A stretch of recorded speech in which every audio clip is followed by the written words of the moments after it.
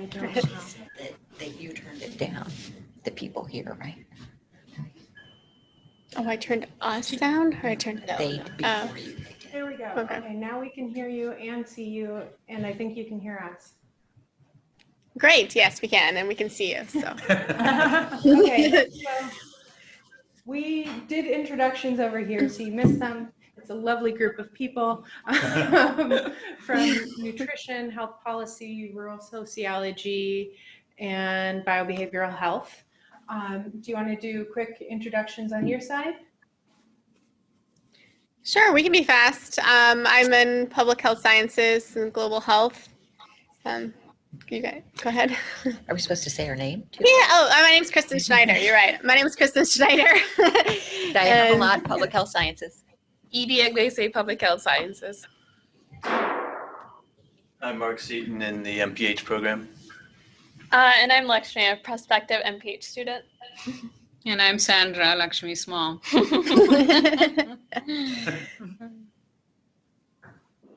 Great. Thanks. Yeah, Stephen Matthews is our speaker today. He is in multiple departments. What are your affiliations? Sociology, demography, geography? And anthropology. Anthropology, okay. And I'll let you get started. Okay, so welcome to everybody, especially prospective students. So my name is Stephen Matthews. I wear many hats at Penn State, and some of the hats fit very well. Some of the hats don't fit quite as well. Some of the work I've done in the context of international demographic research, I've actually had more experience in Nepal than I have in Southern Africa, and today I'm going to talk about Southern Africa. I'm relatively new to Southern Africa in terms of interests I have there and collaborations. But one of the things I wanted to do, and the hat that fits me best perhaps, is to talk quite a lot, very generally, about demography and demographic processes and things that we might want to think about, especially if you're like someone like me, who's coming into a relatively new setting for me, but collaborating with people who have a long-established research program and trying to think through how we might design studies or how we might think about questions to ask as we move forward. But what I want to do in the presentation at the very beginning is talk about three things and have a conversation. One of them is I just wanted to mention a few things about Penn State and what Penn State seems to be planning around global change and global engagement. I'm then going to talk a little bit more about the area that's my core area, which is about demographic dynamics and understanding them and the implications of them for understanding health in different international contexts. And specifically then talk about the project that I have been involved with that was funded through an initiative within the College of Health and Human Development that enabled me to help coordinate and facilitate a conference in Southern Africa on the themes of migration, urbanization, and health. And I'll talk a little bit about that experience and some of the things I hope will come out of it and so on, and open it up for questions. So this presentation today is not even the third most important presentation or discussion about global health at Penn State this month. Penn State is being very proactive regarding thinking about global challenges and global initiatives. And these are just a couple of slides that are events that are up there or discussions. It's a kind of a push from the president on down to help think through how Penn State does become at the student level, but also at the faculty level in global processes. And I'll get to those in a few minutes. Tomorrow, there is a day-long conference, and it rolls over into Saturday here, that is actually focusing on data in Africa. It's actually organized by Elizabeth Carlson, who's in political science and African studies. And so there's a this event on this slide is just talking about a 2-hour event tomorrow morning that I encourage you to think about attending if you're interested in things like big data and new forms of data that are coming on stream for undertaking research in Africa. Some of it's about political science and governance, but there's probably other conversations that will be had as well over the 2 days. And then in about 10 days, 11 days from now, there is, in fact, what's called a mini symposium about research in Africa. This is an event that's going to be attended by President Barron. It's going to take place at the Millennium Science Complex. And literally, there's 40 people who I think have been given one or two PowerPoint slides, You get one, two slides. two slides, and you've got 2 minutes. And the idea is to bring together people who are doing research in Africa to talk about their research areas and collaborations. And in fact, we've just received some information about this. As one of the presenters, I received information. And it's nice to see the connections between people who are working at particular universities and others working at the same set of universities, but you might not know of them, but they're at Penn State. And so there's potential for building a new form of kind of research network and collaboration. So that's a potential exciting event. And I did want to point out the global engagement strategy. There's a lot of things, maybe you can read, maybe you can't. At the bottom of the screen here, talking about poverty, energy, climate change, food security, health, youth and family issues, and immigration, migration. And I want to play up those issues because I also want to make sure that we are thinking about studying those issues in the context of rapid dynamic change. If you read all the stuff on Penn State puts out about global engagement, you would see that there are several themes, but 4 of them I've identified here are diverse worlds, global engagement, economic development, and the sustainable future. They're buzzwords. They can mean a lot. They can mean nothing. I hope they mean a lot. I'm hearing partly to push demography on you and to demonstrate to you that we have to understand the demographic condition of some of the places we are studying. So, amazing fact number 1, 15% of all people alive today, the people alive today represent 15% of all people that have ever been alive in human history. A large number of people on this planet. There's currently over 7 billion. Over 500 million extra people will be added to the planet in the lifetime of Penn State's next funding cycle. So their global engagement strategy is about the next 5 or 6 years of funding that they're going to raise from faculty and alumni and so on. And the world will change a lot in those 6 years. 500 million people, 500 billion people. I'm not somebody who is concerned about population numbers. That's one thing I don't think I'd ever be guilty of. I study the distribution of these people. I study the distribution of people in context of access to resources and understanding, expecting issues about spatial inequality with respect to access to health services or access to employment services and jobs and transportation and so on.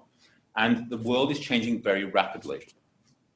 So, as this slide mentions, it's not just about the size, it's about the geographic distribution, it's about the diversity of people we're studying, and it's about the composition of the people we're studying. And composition, again, it's not the fact there's going to be 500 million new people. It's their age structure, it's their gender, it's their religious affiliation, it's their health status, it's their migrant status, it's their citizenship status. All of these factors become very, very important, especially when we're thinking about studying a population to look at issues related to health outcomes. So more generally, a very broad brush perspective on the spatial distribution is that the populations of North America and Europe will in fact be very stable.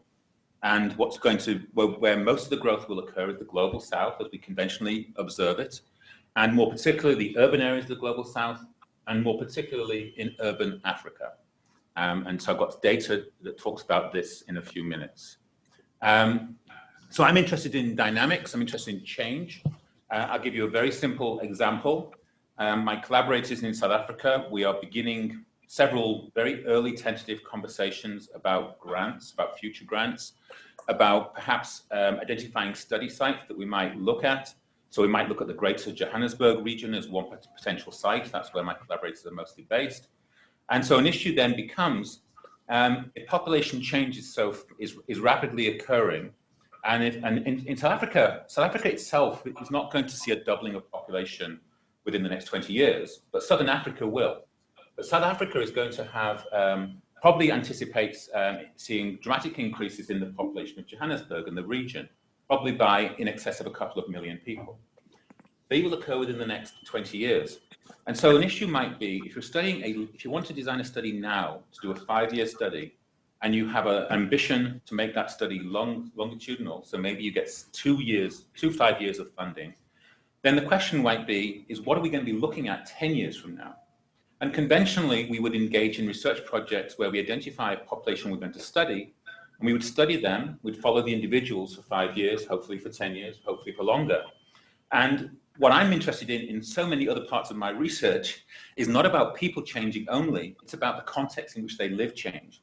And so you can imagine designing a study that starts, if you submitted a grant in 2016, if you're lucky, it would get funded in 2017. If you're really lucky, you're collecting data in 2018.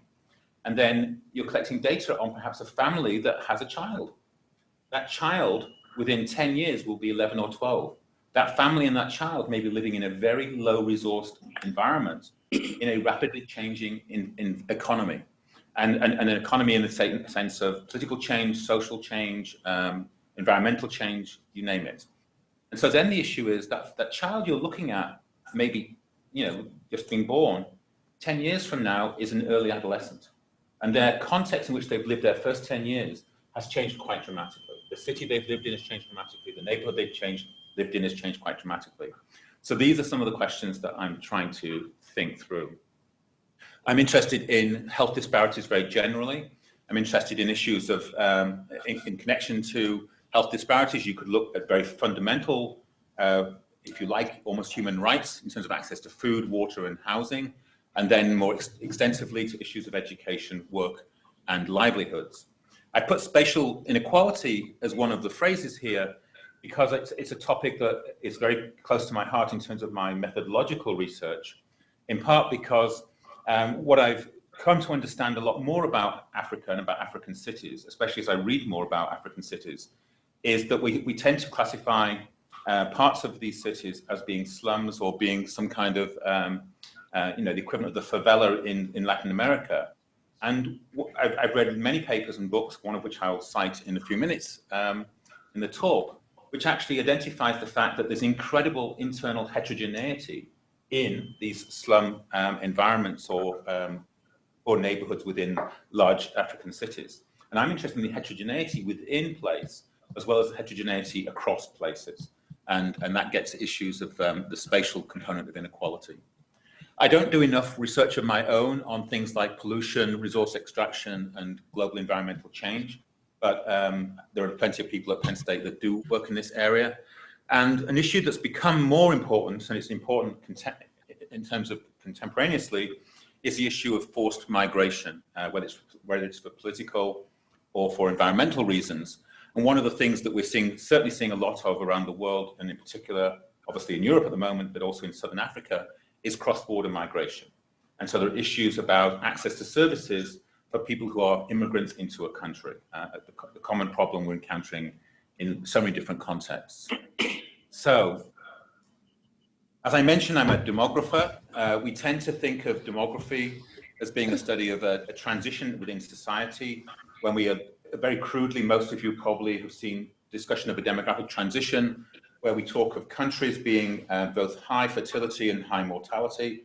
Then over time, you see a decline in mortality perhaps first, and then birth rates drop following that. And then there's a stable period of low birth rates and low death rates. This is a conventional view that's represented out there. One of the leading textbooks in the field talks about demographic transitions as being a series of connected transitions. And so one of the things that they talk about or identify are 6 main transitions. They're all important in and of themselves. And I'm just going to flip to the next slide, because in the next slide, I identify urbanization, migration, and health and mortality, because this is an area of research, or the topical areas of research, that I'm increasingly engaging in myself. I do want to emphasize that I personally haven't done much work looking at fertility. The issue of age transitions, as you'll see in a few slides, is incredibly important to the context of Southern Africa and in fact the globe. So we may be going from 6 to 9 billion people in a relatively short space of time, but we're also a population that's aging very fast. And as we age, it's changing the epidemiological profile of the health conditions that we are facing. So there are all sorts of trends going on here. So we're seeing trends in fertility control, meaning less children being born in many countries of the world. We're seeing an elderly population emerging in many countries of the world. We're seeing a lot more migration. Migration is driving issues associated with urban growth. And then you have a whole series of other things that are happening in society regarding family and household union and dissolution, and complex families being formed as well. So issues of social networks across different types of places is becoming an area of research to a large number of people as well. So the growth I talked about just in slightly more detail. In fact, I'll skip this slide because the same information is on the next slide.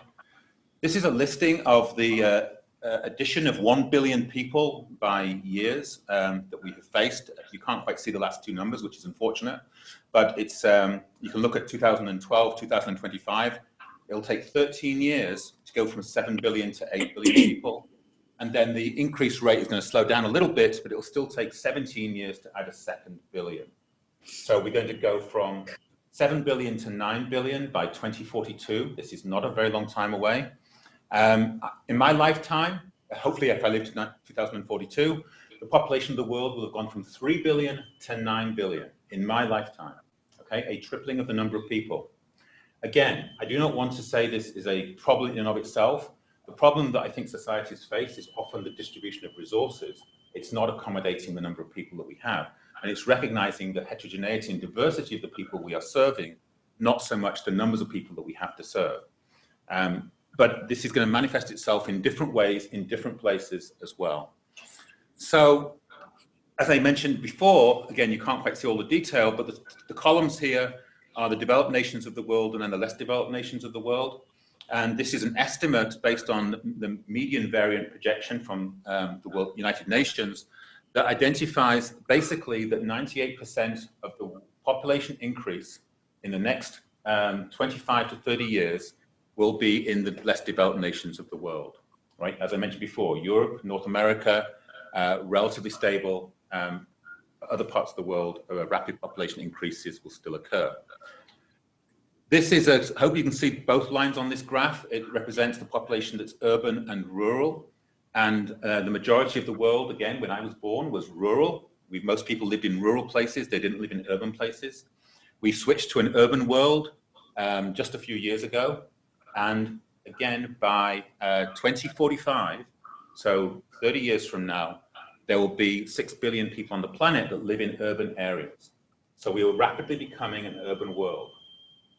The issue here is it's not so much that, and this is a slide that breaks the growth by continent. All I want to emphasize here is the Africa area of the plot, which is the darkest reddish area of the plot. I'm colorblind, so if it's not dark red to you, I apologize. But Africa is the place, is the continent.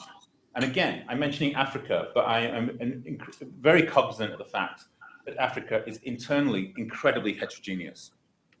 So, you know, I don't want to overgeneralize to a continent where I know there's different processes going on in different places.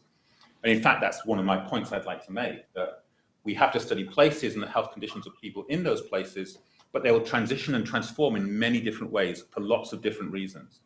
So the majority, though, they're encountering growth and they're encountering rapid urban growth. A fundamental issue is it's not just Africa, it's not just urban places in Africa. When you start to look at the different size of places, one of the things that I find particularly fascinating is the fact that the growth rates, I hope it's probably not very clear, but these are groups of continents, and then there are different colored dots in proportional to population sizes, and the vertical axis is an annual growth rate. Annual growth rates of 4 and 5 are exceedingly rapid growth. And one of what the diagram really shows, or at least the themes I'm trying to identify in this particular diagram, is the fact that a lot of the growth we see isn't just in the context of places like Lagos, that's gone from 7 million to 20 million in basically a few decades. It's the fact that there are places that have about 100,000 people that have now, 20 years ago, that now have 500,000 people. Or there are places that were 20,000 people 20 years ago and now have 200,000 people today. If you go around different parts of some countries around the world, you will find rapid urban growth. And you can go to communities, I certainly did this in Nepal. I've been to Nepal for 15 years, but I suspect some of the places even in Nepal that I visited have probably at least doubled in population in that 20-year period. And I would have classified some of the places I visited as having very little infrastructure 20 years ago. They've seen a doubling of the population, and I suspect they have, relatively speaking, less infrastructure per person today than they did 20 years ago. I know it's changing in different ways, but that might hold up. So urbanization is one of these, we like urban places. Urban places bring people together. They provide economies of scale. They provide access to the best technology, the best housing, the best infrastructure. But they also become places where the infrastructure is challenged and under stress. And so one of the issues that we increasingly can anticipate facing is that population growth within areas, within places in an urban metropolis will encounter issues about delivery of services. We already know in many countries of the world about issues of safe access to water, food and health and housing, and we're going to see those sorts of problems will still be the problems that urban planners, governments and agencies responsible for these types of services will encounter. So, I'm part of a group that Meg's involved in that's looked at two main themes emerging from one of our kind of research foci is also the issue of non-communicable disease. And I put a few slides in here about that issue, in part because I want to stress that the population is growing across the world. It's also aging. And as a function of aging, the distribution of non-communicable diseases is changing quite rapidly. So I'll skip these slides. And it's actually increasing quite rapidly in sub-Saharan Africa. You probably can't see these slides. They come from the Global Burden of Disease database, which is comes out of the University of Washington and researchers there. It tries to provide a summary of the types of causes of death and death rates that emerge. And so there's some color coding going on here, which are broad groupings of infectious diseases and then chronic conditions and some other types of ailments. And what you see in the slide is just a cross-sectional slice for sub-Saharan Africa of a disease distribution for men and women aged 15 to 49 as of today, effectively, or as of recent data. Same profile for populations aged 50 to 69, and then finally for the populations over the age of 70. This point illustrates, if you just focus on the total area of death and then the color coding within that, you see that across the age spectrum, we are dying of different diseases. We know this, right? There's nothing strange here. But what you see in the detail is that things like heart disease, stroke, cancers are increasingly more prevalent in the population that's above 50, particularly in a population over 70. And these are conditions that we're increasingly encountering in the developing world. There's people in this room that do more work on this than me, but looking at issues like breast cancer, for example. If you're in a situation where breast cancer has not been necessarily as much on the radar as other perhaps more traditional diseases that were faced in developing countries, then the issue about appropriate provision of services, the identification of infrastructure, whether that's personnel or actual facilities and buildings or technology, these are things that might lag behind. And we're seeing a rapid demographic shift. People are living longer. They are now dying of diseases related to a lot of, frankly, behavioral factors we encounter across our lives, as, things like smoking, things associated with obesity epidemic, and so on. These are emerging, relatively emerging diseases, and they're going to emerge in such a way that they become the major health condition that some countries will have to face, or some populations in urban areas will have to face. There's a book I've mentioned I like on spatial inequalities. One of the, again, several themes can emerge from a kind of a conversation, discussion I'm having here. Hopefully you'll discuss in a few minutes. And one is the issue about the mosaics of risk. So it's true that as urban places develop, that they provide incredible resources for subsections of the population. The issue that I think people like myself and other colleagues of a more demographic bent are interested in are perhaps more related to a relatively underserved or underclassed kind of population.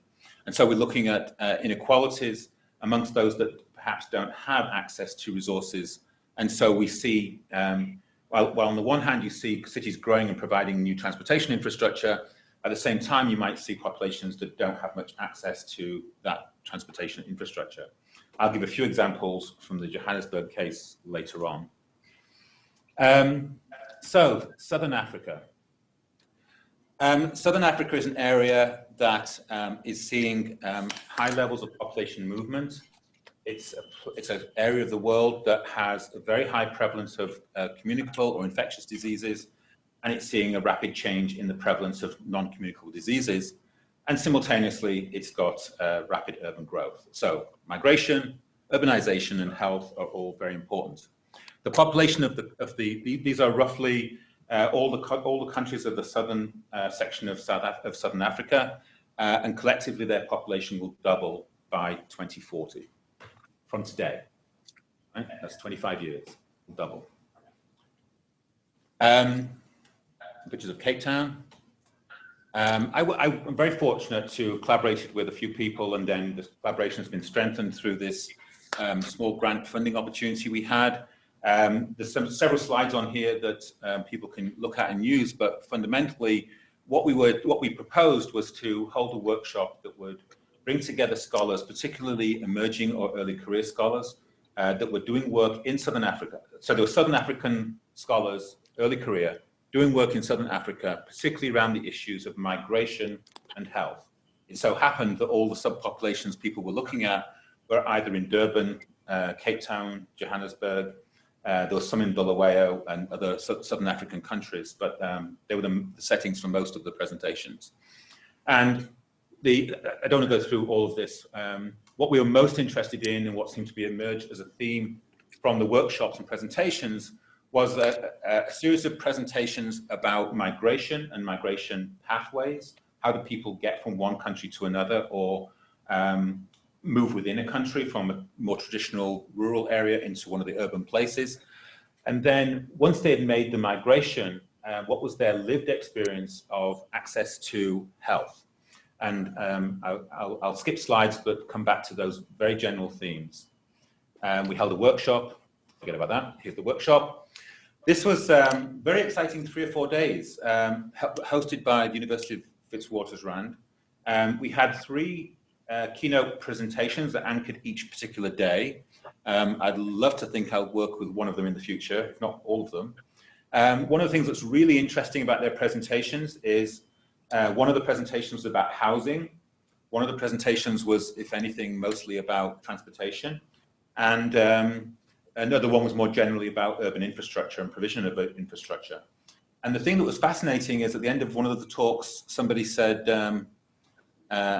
something, and I immediately reacted and I said, that was funny because I was listening to your talk and all I was thinking about as I was hearing your talk was about health outcomes. So they were giving a presentation about housing. And I'm inferring which everything they're talking about in terms of how does a young family moving into a particular housing area, a new development within Johannesburg, how do they access resources? And how does that access or lack of access have an effect potentially on child development or on some other health outcome that we might be interested in? So this was a fascinating mixed group of people from different fields. A lot of the work that was somewhat challenging perhaps for some people, a little bit for me, but not as much, was the fact that a lot of the work was mixed method or even only ethnographic. And so I'm from a population center funded by NIH that is 99.9% quantitative. So we're used to looking at data sets such as the demographic and health surveys. We're not used to hearing presentations about 12 pregnant women from the Cameroon living in Cape Town. But that's what we got. And the dynamic was important because I think you find, and I do mixed method research and I've done ethnographic research as parts of teams. And I fully understand how we can get a much richer understanding of the processes we're seeing at the aggregate level if we understand individual kind of stories and narratives. And so that was certainly what was occurring in these at this event. So there were several kind of structures to our workshop about governance, about access to healthcare, about lived experiences. And here's just one example of a paper that we're hoping we're trying to organize a special section of Journal of Urban Health. This is a paper where we got 2 people that hadn't worked together before to work together on a common topic that emerged from the conference. So this is about migrant access to healthcare in South Africa, looking at Cameroonians in Cape Town and Zimbabweans in Johannesburg. And one of the things that was a theme of a lot of the presentations about access to care was, in fact, in the context of South Africa, everybody has access to healthcare, and you do not have to present anything that proves that you're a resident or a national or a citizen, right? In theory, everybody in the country has access to care. And so this also is an issue of xenophobia, and it's an issue of even discrimination between urban residents and rural residents coming into Johannesburg or to Cape Town. The issue that was kind of disturbing, especially if you do read ethnography and you find some of the depth of the detail regarding some of the events that are encountered or observed, was the discussion of pregnant women. So the group of people that were being studied were pregnant women seeking healthcare in a clinic or hospital in Cape Town and basically being denied service. And they're being denied service in very subtle ways associated with gatekeeping roles by different personnel and staff who basically seem to be denying knowledge of the policy that means that nobody can be denied access to care. You had other gatekeepers. It wasn't just the nurses at the front desks and the people checking people into the waiting room, but you had people who were being left on tables while they were being for hours before they were examined, including people who were about to give birth. You had all these kind of horror stories, and again, technically, legally, this shouldn't be happening. The Cameroonian story is a little bit different from the Zimbabwean story, because the Cameroonian story is, in fact, they're a very different migrant group into the city of Cape Town. Migration is a very selective process. The Cameroonians were actually drawing on social networks within the Cameroonian population within the city, and importantly, the networks of Cameroonians back in Cameroon. And so a lot of the people that were recruited into the study were new people who were in things like the medical profession already. And so they were leveraging the information about other people who were trained in the medical profession and using that before they went to a health facility. And sometimes they were taking the trained medical person with them. And so this is actually the piece that Henrietta works on is in fact a study of how to leverage social networks and how to leverage information. This included Skype calls to the equivalent of their doctor who still is in Cameroon to find out what questions to ask when they would go to a clinic.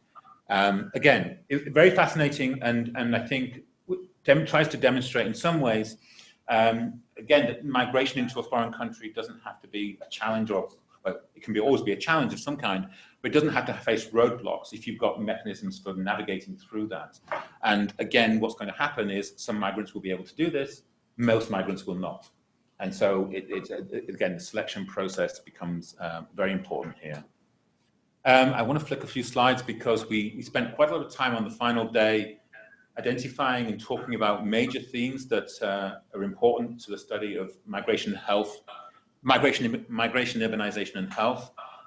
Surprisingly, when we read across each other's fields and across different literatures, fundamental issues, even about definitions, were identified as being a barrier because sometimes very loose use of certain terms, and the terms, and importantly for us, the terms urban and rural, the term of migration, what is a migrant? Most of the presentations at the workshop were about international migrants, but a problem or a concern within the context of many countries is actually internal migrants and providing services for that population. So there was issues about about the migrant themselves, whether you moved alone or moved with a family, what the extended networks were like. I've mentioned lived experiences, access to different forms of healthcare, some people choosing private facilities rather than the publicly available facilities. Again, this is only accessible to some subpopulations, not to all. Issues about legal frameworks and citizenship and the role of social networks was a theme that comes out again. And then the methodology was something that I think everybody in the room, although they were, for the most part, were qualitative researchers, the range of different methods that they used was was very wide. So anything from comparative work, and including work on looking at visualization methods for gathering data, looking at literally like songs and cultural practices and coding that in different ways, as well as other people using health records and as well as others using demographic surveys. So the range of data that people were trying to harness, not necessarily in one study, but different studies, was very broad across the few days.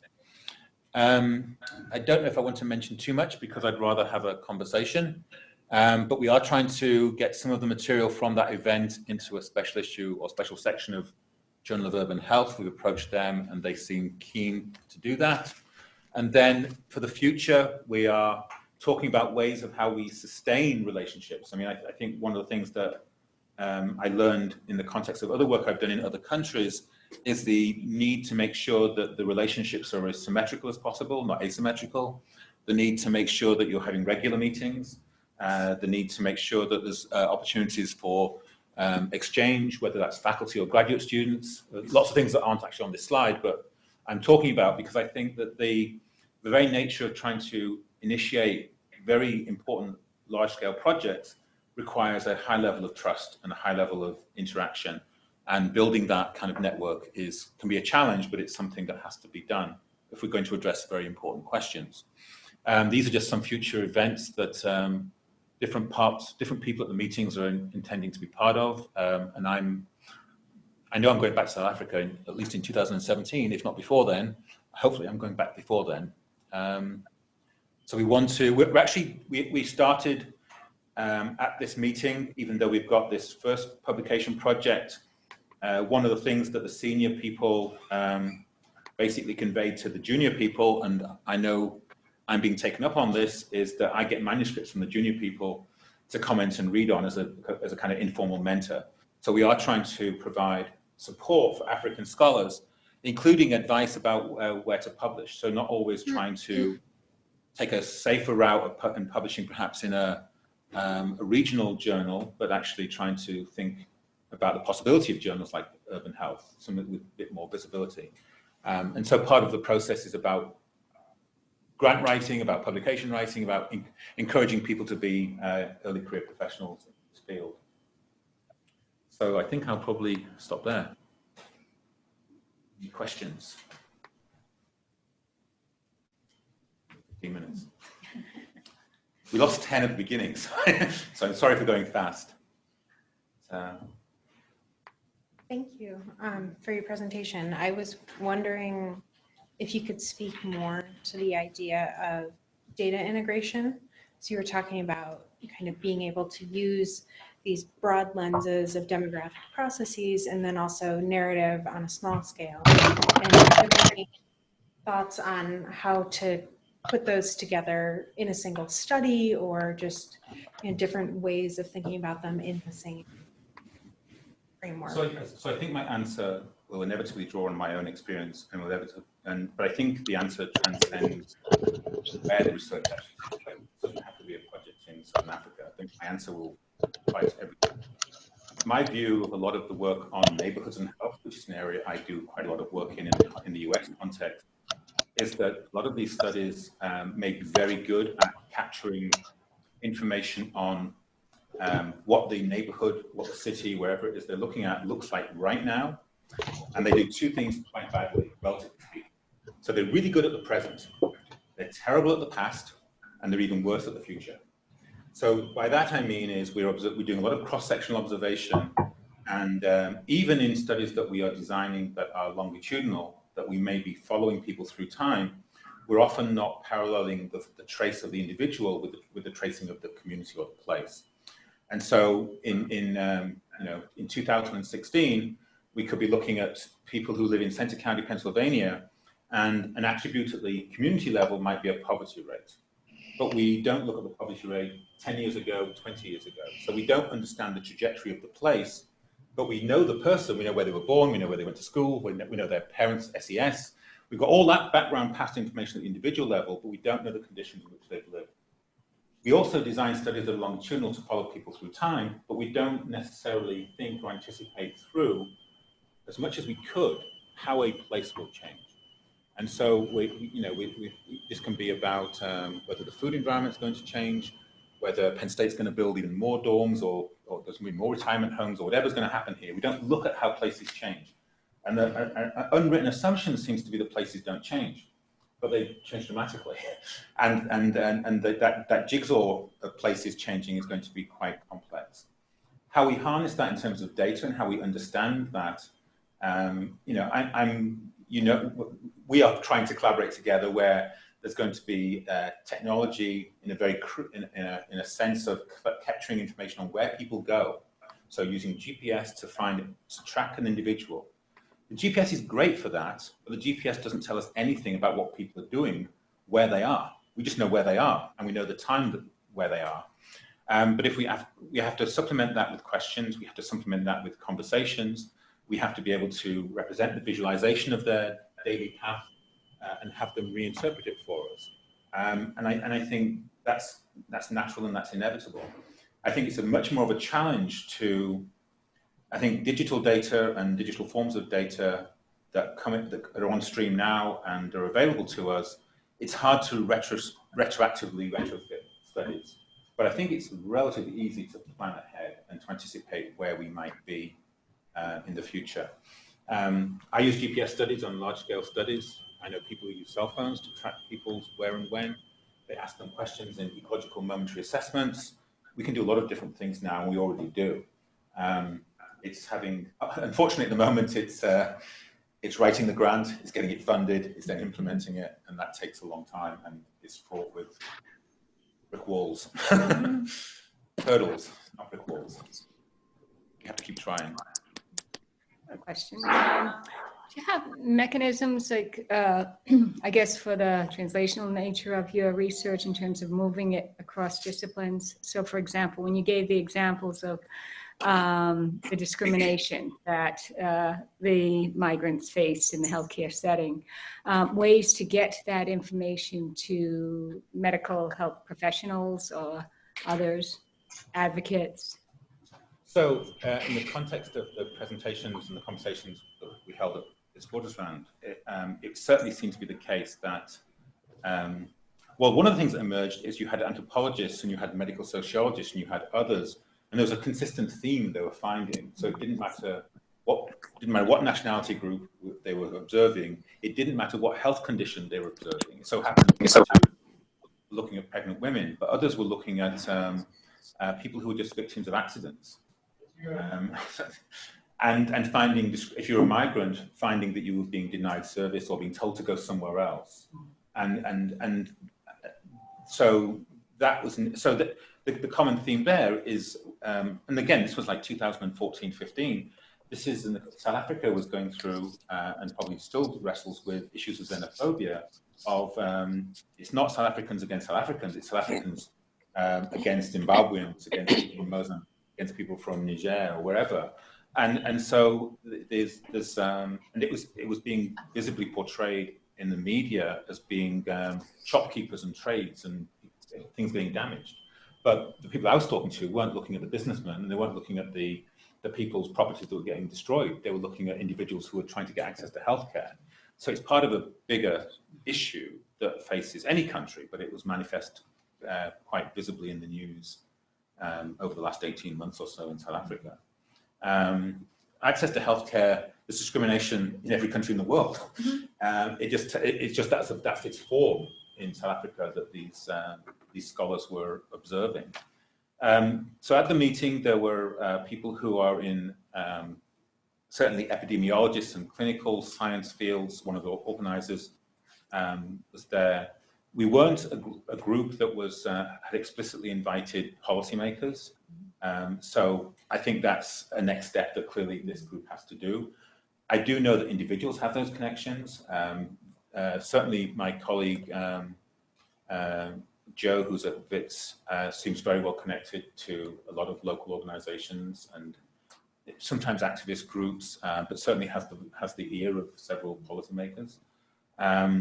But again, I think one of the issues that also came out and was perhaps a contribution someone like me made at these events was the fact that a lot of the studies were based on relatively small samples. They were looking at, let's say, Zimbabweans in Johannesburg, and the question is, where's the ethnography of the South Africans in Johannesburg? And where's the ethnography of the rural South Africans moving into Johannesburg? And so so to me, the things like the selection effect are very important, because if you're going to go up to a policymaker, decision makers with data, it's not that I'm not dismissive of ethnographic data, but I want to see more evidence. I want to see accumulation of evidence consistently saying this is a problem. before, and face discrimination against other people. So the other ones I'm going to mention, one of the very interesting stories was a conversation, one of the keynote presentations was about the development of low-income housing in Johannesburg. So Johannesburg and many cities in South Africa have built they tried to improve the informal settlements, they tried to build low-income housing.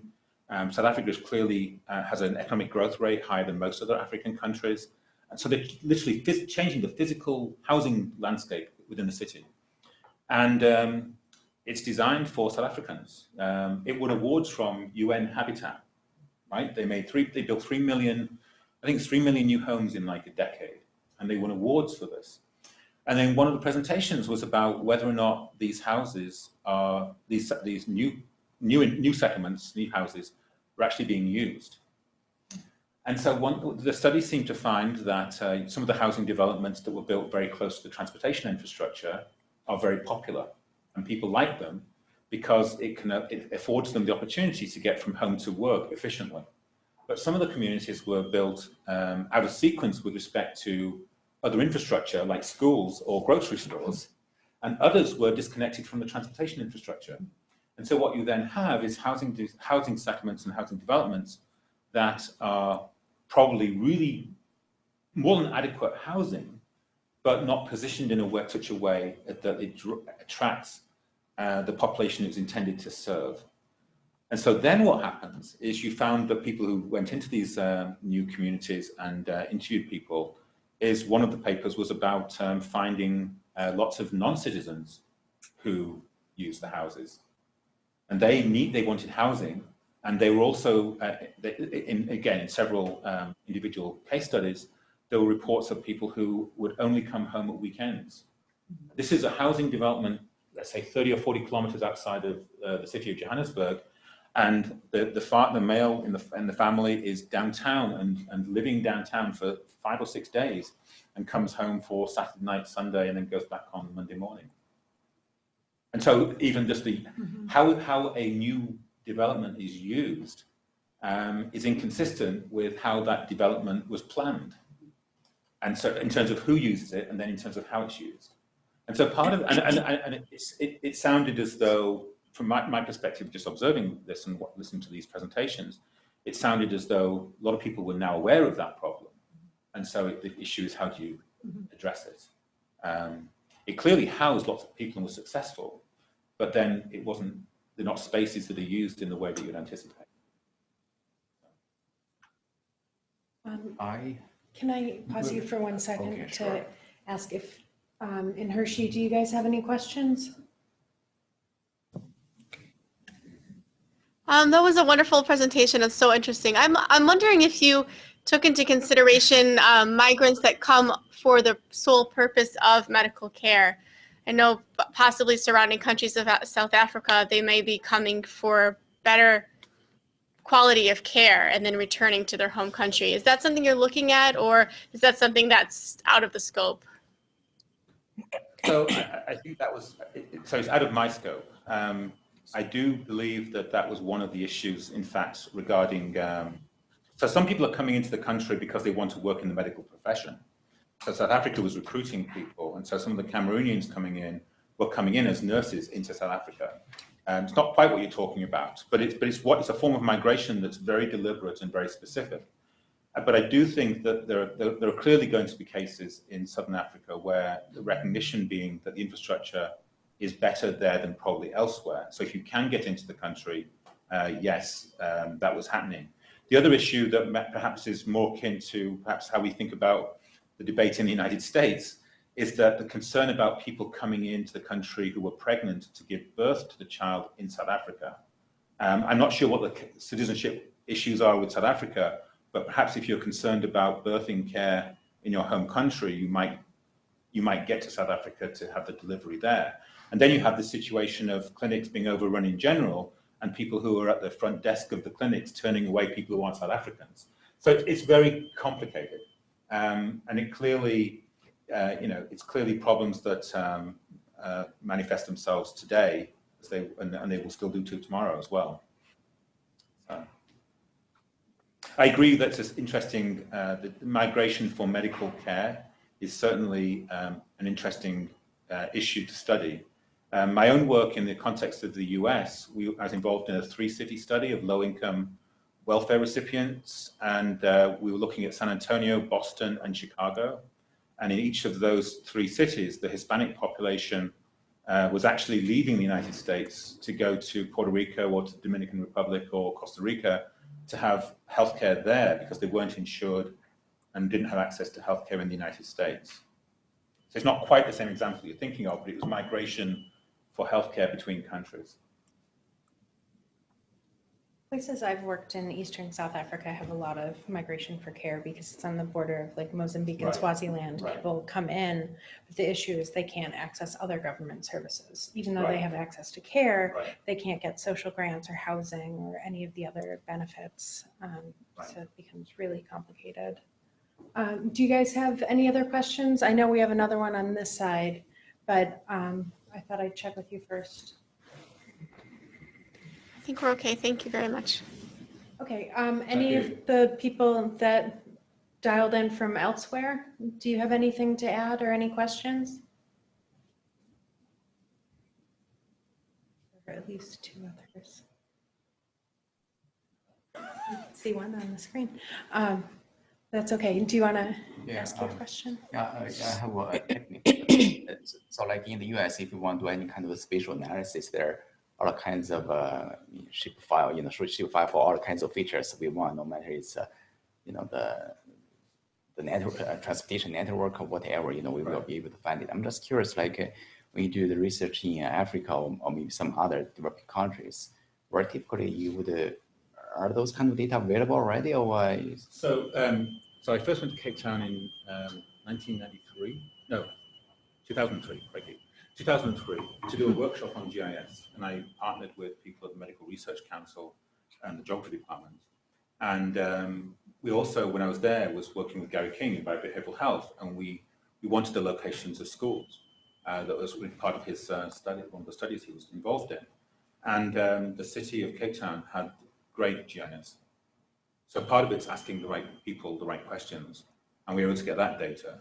And then the governments have data, and there are data products for South Africa within country, but also more globally databases that have 1 kilometer resolution data on different landforms and things like this. So those data exist. The issue is more about how up to date is the information, perhaps. But I remember the Cape Town data. I remember having data on informal settlements and knowing where all the latrines were, knowing where all the water sources were, knowing where all the permanent built food stores were all in their database. So those data are available for download online or no? How to connect? You write to them and ask nicely. But you raise a question here. Well, a more general question is my translation. I'd like to think it would be translation into the policy domain, but I actually think my skills in the context of this type of research, one of the next steps is actually to help provide training in information about handling spatial or neighborhood-based information. So irrespective of the sort of study they might be doing, and what sort of information can they put together. But I know, the collaborators at WITS, they have GIS experts. I'm sure they have close collaborations with their governments and can get the data they need. The DHS survey is there. So there's certainly data sets that have information. So, and I think of the work that people like Meg might try to do, or even using GPS. One thing about working in some countries, and I found this in Nepal, was that you can build your own data sets. In the context of the United States, all the boundary files we get are given to us, and they're the units we're forced to use. So we're forced to use tracks to define neighborhoods. Whereas if we go to a village in Southern Africa and we talk to some people and say, how do you define your neighborhood? They can actually define it for us. They can show us what their neighborhood is and define it that way. And then we can use that as the entity we study, rather than trying to cobble together a census tract or a zip code.